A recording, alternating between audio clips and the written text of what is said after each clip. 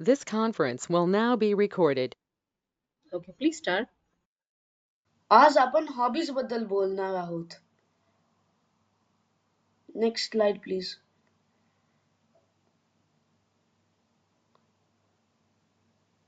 आपण आज 3 important questions answer करणार. हॉबीज काय असतात? हॉबीज माझ्यासाठी कशाला उपयोगी? आणि मी करिअर कसं बनवू शकतो माझ्या हॉबीजला फॉलो करून? Next slide please. हॉबीज काय असतात? हॉबीज एक ऍक्टिव्हिटी असती तर आपण त्यांनी आपल्याला आनंद भेटतो आणि ते आपण आपल्या रिकाम्या वेळेत करतो. आणि तुम्हाला माहिती का हॉबीजला मराठीत छंद म्हणतात. हॉबी माझ्यासाठी कशाला उपयोगी? हॉबी कॅरेक्टर डेव्हलप करू शकतं आणि ते आपल्याला बनवतो ना ते आहे हॉबी. मी करिअर कसं बनवू शकतो माझ्या हॉबीज पासून?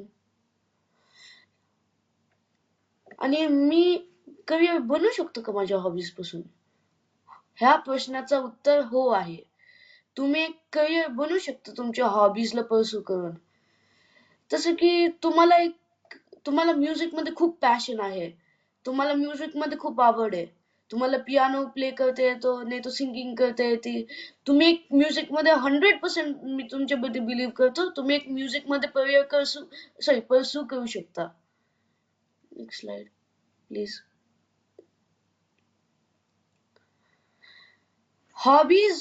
हॉबीज मेंटल हेल्थला पण इम्प्रूव्ह करू शकतात बऱ्याच वेजनी. जसं की अँझायटीला रिड्यूस करणं, स्ट्रेसला रिड्यूस करणं आणि इम्पॅक्ट ऑफ प्रेशर फ्रॉम अदर्सला रिड्यूस करणं. फॉर एक्झाम्पल तुम्ही वर्क पासून आफ्टर लॉंग टाइम येताय घरी आणि तुम्हाला खूप झोप आली आणि तुम्हाला खूप टायर्ड फिलिंग येते, थकान. आणि मग तुम्ही म्युझिक लावता तुमच्या फोनवर, टीव्हीवर आणि मग तुम्ही त्याला ऐकता आणि तुम्हाला मस्त वाटतं त्यांनी, म्हणजे असं सगळं सोडून द्या वाटतं आणि ते ऐका वाटतं. हॉबीज फिजिकल हेल्थ पण इम्प्रूव्ह करू शकता. जसं की आपल्या बॉडीजला लेस प्रोन टू डिझीजेस बनवू शकता, म्हणजे आजारांना दूर करू शकता. बॉडी मेंटेन करू शकतो आपण. आणि अशी काही काही हॉबीज आहेत जसं की ट्रॅव्हलिंग, हायकिंग आणि boxing, cricket, football end etcetera. Next slide please. बरेच कोट्स लोकांनी बनवलेले आहे हॉबीजवर. काही काही कोट्स मी इंग्लिश मध्ये रीड करणार बिकॉज मला मराठी मधलं ट्रान्सलेशन नाही माहिती. पण मी याचं खूप रिसर्च केलंय ह्या कोट्सचा अर्थ काय. First quote, no man is really happy or safe without a hobby by William Osler. याचा काय अर्थ आहे मी सांगतो. म्हणजे कोणताच माणूस खुश नसतो, नाही तो त्याला सेफच नसतो तो हॉबीच्या बिना. त्याच्याकडे काही पर्सनॅलिटी नसती, फिजिकल हेल्थ त्याचं नसतं, तो मेंटल हेल्थ पण त्याचं वीक असू शकतं. आणि second quote, hobbies are a great distraction from the worries and troubles that plague daily living by Bill Malone. ह्या कोटचा अर्थ हा आहे की हॉबीज एक ग्रेट डिस्ट्रॅक्शन आहे. म्हणजे आपल्याला सूट होती त्या प्रॉब्लेम्स, ट्रबल्स लाईफ मध्ये येताना, जसं की work problems, friendship problems, family problems. त्याच्यापासून हॉबीज आपल्याला त्याच्यापासून दूर करता आणि आपल्या डेली लिव्हिंगला मच बेटर बनवतं. आपल्या रोजच्या कामांना बरं बनवतं आणि आपल्याला खुश ठेवतं, ते आनंद देतात. फिनिश्ड. व्हेरी नाईस चैतन्य, व्हेरी इन्फॉर्मेटिव्ह. काय वाटतं तुम्हाला? Good slide, good presentation. Everybody agrees? Was it informative? Did we learn something new? Yes. Very thank you. nice. Thanks चैतन्य. चैतन्याने आज आपल्याला 2-3 गोष्टी इम्पॉर्टंट सांगितल्या बरं का हॉबीज बद्दल. मी त्याच्या स्लाइड मध्ये जरा मागे जाणार आहे. सगळ्यात पहिला प्रश्न त्यांनी विचारला की what are hobbies and are hobbies useful? तुम्हाला काय वाटतं, are hobbies useful? What is your हो ओपिनियन टू शेअर? हो हो हो. कशासाठी सांग रिषभ, का वाटतं तुला हॉबीज युजफुल आहेत? आता समजा तुला एक एक हॉबी आहे.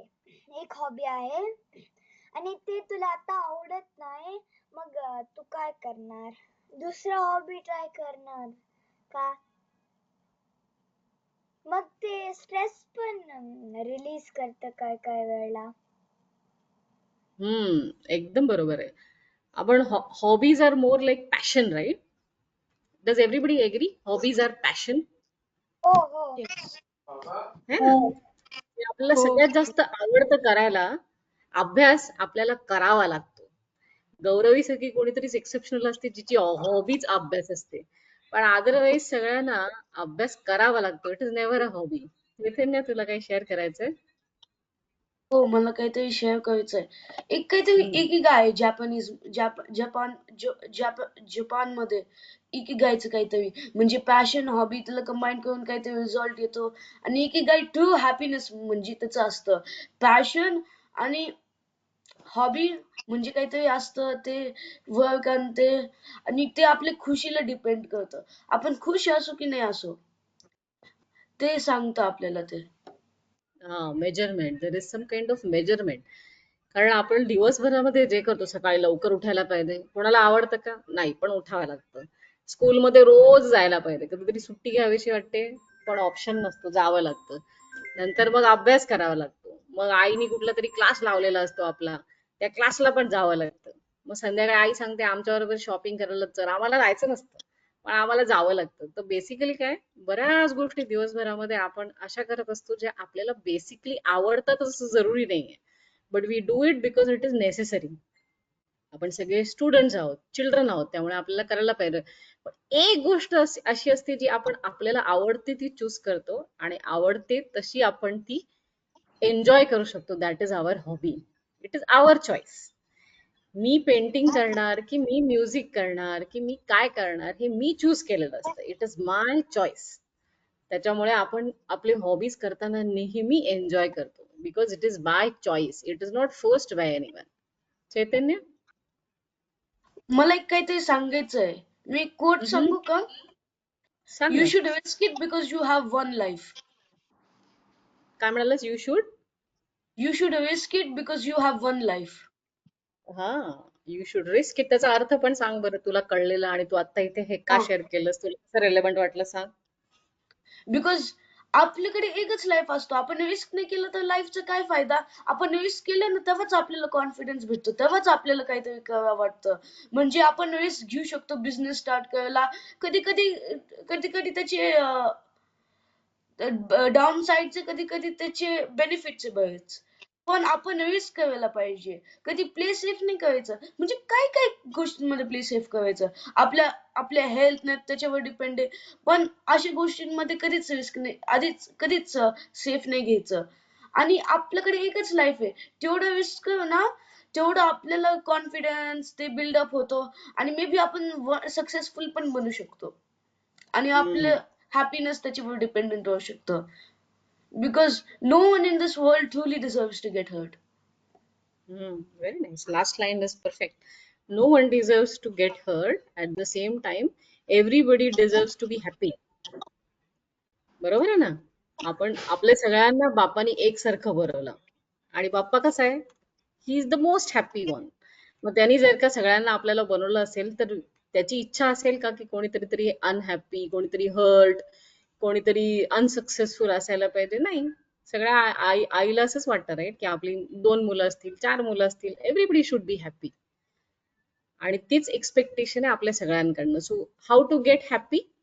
आता आपल्याला काही फार मोठं करता येत नाही, आपण सगळे स्टुडंट्स आहोत, पण आपल्याला एक छानशी हॉबी नक्की चूज करता येते which will make us happy. कारण ते आपलं चॉईस असतं. आपल्याला कशामध्ये हॅपीनेस वाटतं हे आपण चूज करू शकतो.